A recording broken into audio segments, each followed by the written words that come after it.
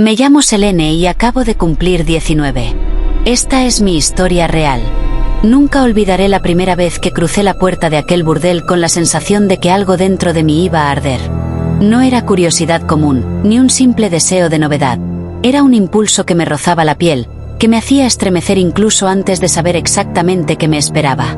En los pasillos circulaban rumores como sombras danzantes, y yo los escuchaba como melodías prohibidas. Susurros de nombres que eran plegarias y maldiciones a la vez, y uno destacaba con un peso que me hizo contener la respiración: la leyenda del criminal famoso. No buscaba violencia real. Mi deseo no era sangre ni horror tangible. Lo que quería era rozar la sombra del peligro, sentir el vértigo que emanaba de una figura que desafiaba todo límite y que, sin embargo, podía encender algo dentro de mí. Quería explorar la fascinación que el miedo provoca en la piel, el cosquilleo de lo prohibido, el calor de acercarse a un abismo y saber que aún podía retirarme. Entré fingiendo calma.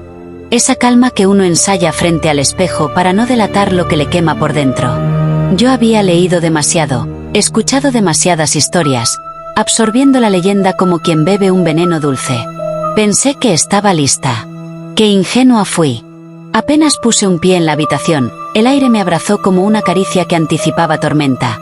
Pesado, cargado de historia y secretos, como si las paredes mismas respiraran.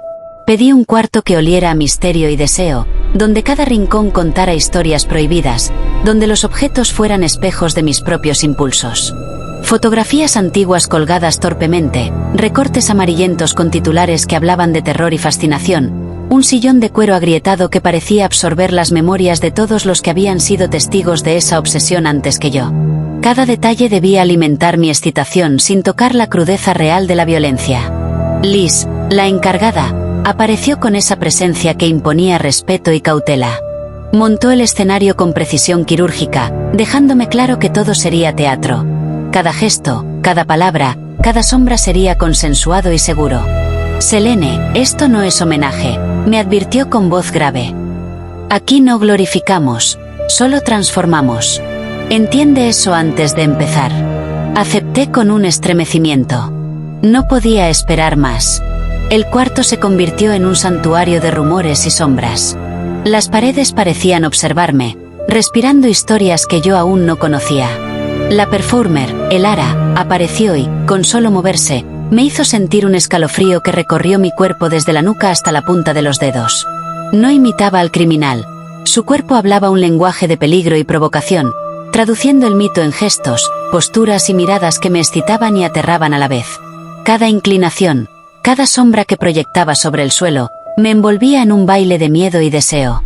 Yo era espectadora y partícipe al mismo tiempo, un cómplice de la tensión que se tejía entre nosotras. Le pedí que mantuviera la sensación de riesgo constante. La música, casi imperceptible, parecía rozar mi piel como dedos de fuego. La iluminación creaba zonas de incertidumbre, rincones oscuros que podían ocultar cualquier cosa y hacer que mi cuerpo respondiera con un temblor de excitación y miedo mezclados. Yo quería sentirme observada, vulnerable, deseada incluso por la propia sombra que se movía a mi alrededor. La tensión creció lentamente, como fuego que empieza con chispa y se vuelve hoguera.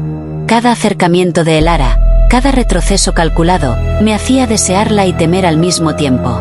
Mi excitación no era solo sexual, era psicológica, emocional, un juego de límites que me llevaba al borde de mí misma. Cada movimiento de Elara era un desafío silencioso que encendía mi cuerpo y mi mente. Su presencia era como un imán y un recordatorio constante de que estaba caminando al límite de mi propia sombra. No imitaba al criminal, lo evocaba con gestos sutiles, con una coreografía de riesgo que me hacía estremecer. Sus ojos me medían, calculando hasta dónde podía dejarme llevar, hasta dónde podía explorar mi excitación sin perder el control. Yo, Selene, estaba atrapada en un torbellino de deseo y miedo, y cada respiración me recordaba que no había vuelta atrás. Ark, que observaba desde la penumbra del cuarto, murmuró apenas audible: «No buscas al criminal, buscas un espejo de tu propia sombra». Y tenía razón.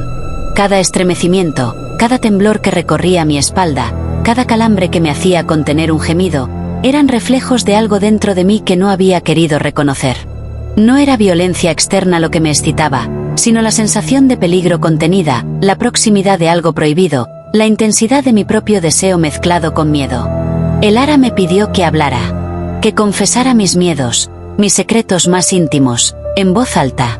Mi corazón latía con fuerza mientras mis palabras brotaban temblorosas.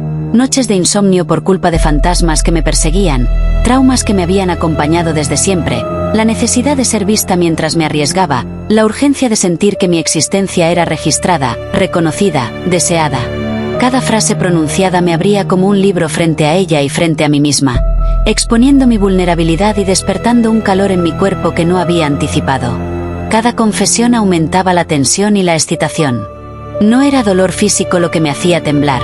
Era la vulnerabilidad emocional, el juego de poder sutil entre nosotras, la combinación de miedo y deseo que se volvía irresistible.